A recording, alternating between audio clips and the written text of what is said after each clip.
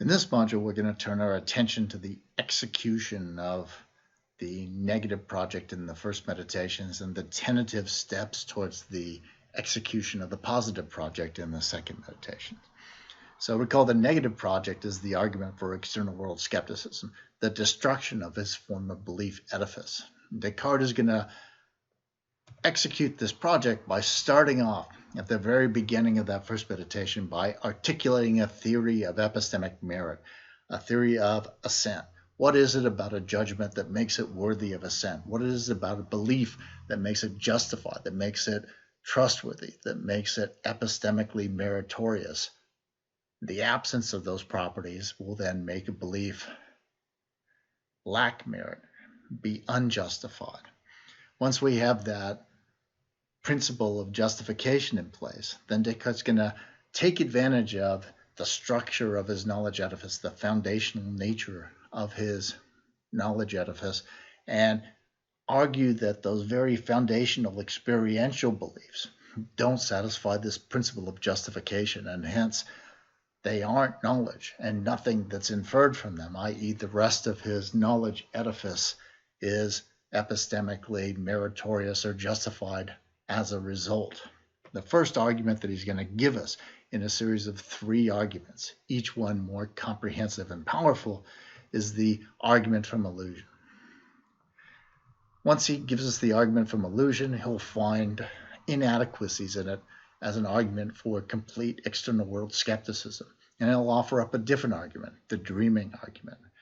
The dreaming argument is more powerful, more comprehensive, but he still finds it to be inadequate. And so he'll then give us a final argument, the evil demon argument, which he feels is completely satisfactory because it destroys his belief edifice.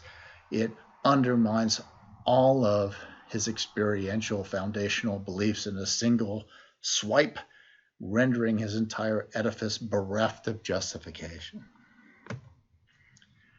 After we look at the negative project being executed in that first meditation, we'll then turn to his tentative steps in the second meditation towards the rebuilding of his knowledge edifice, the positive epistemic project.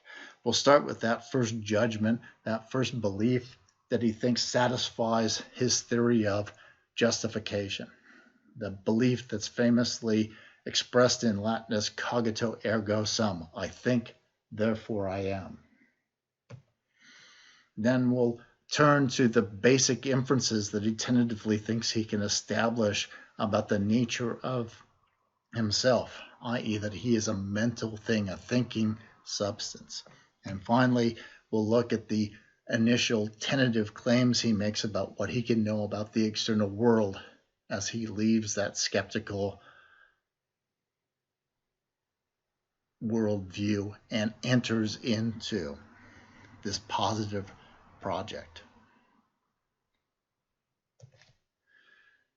So when Descartes is attempting this negative project, he wants to undermine his entire belief edifice, but he doesn't want to go after each and every individual belief. So he's going to take advantage of that foundational structure, and he's going to attack his knowledge edifice at the very foundation of those basic experiential beliefs from which all the other beliefs are said to follow. And he does this by introducing the standard for assent, or what a contemporary epistemologist would call a theory of justification.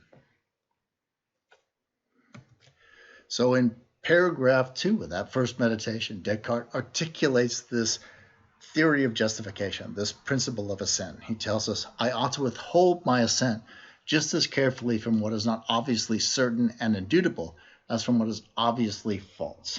I can justify my rejection of my beliefs if I can find some ground from doubt in each.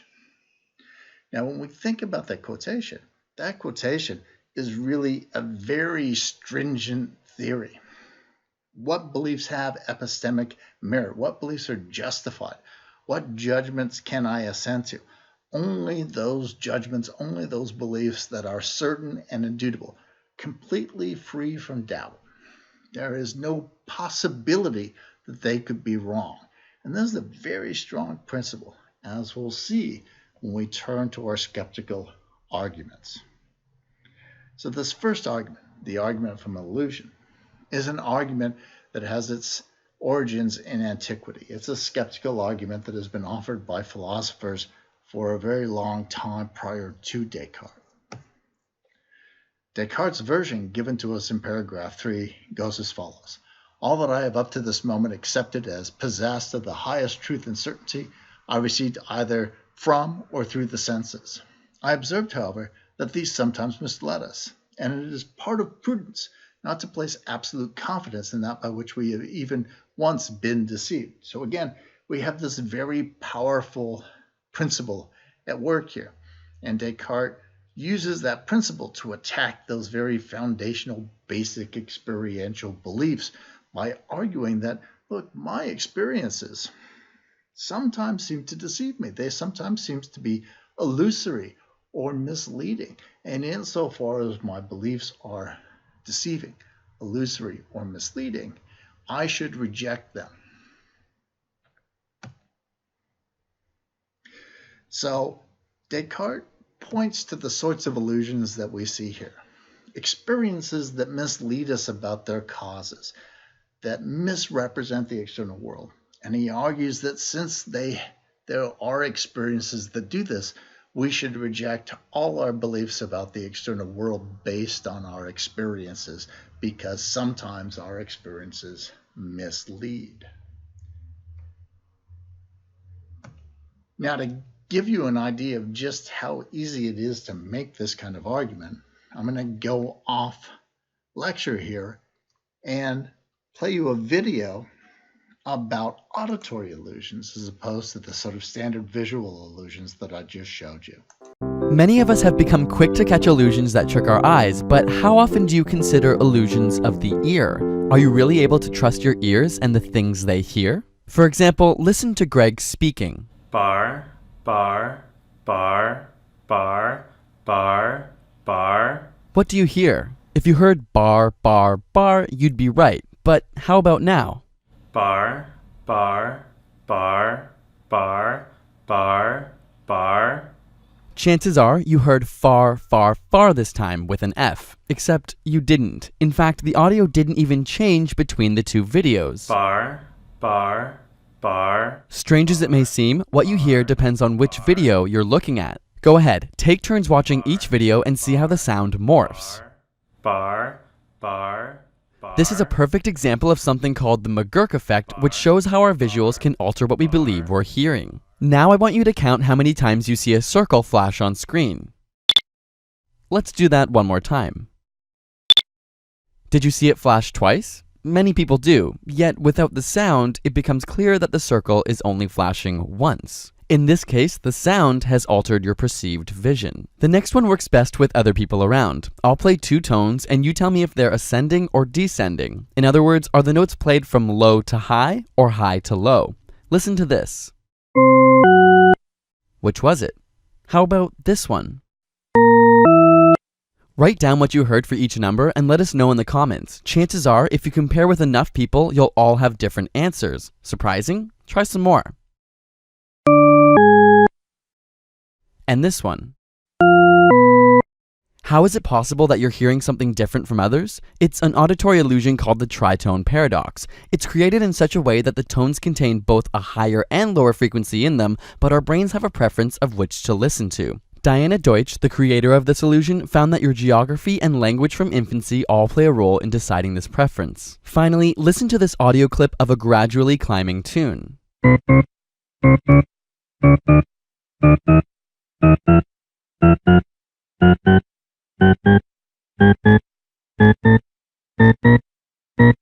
And yet, if I play the exact same clip back to you, it will sound like it's only continuing to climb higher and higher. I swear this is the exact same clip I just played. You can rewind that section of this video over and over and check for yourself. Try it. Each time you start it over, the tune is seemingly climbing even higher. It's called the shepherd tone illusion, of which there are many variations. In it, multiple sine waves are played on top of one another, raising in pitch, while one quickly drops down an octave as the others continue rising. But our brain doesn't notice this drop, and so the clips sound like they're rising forever.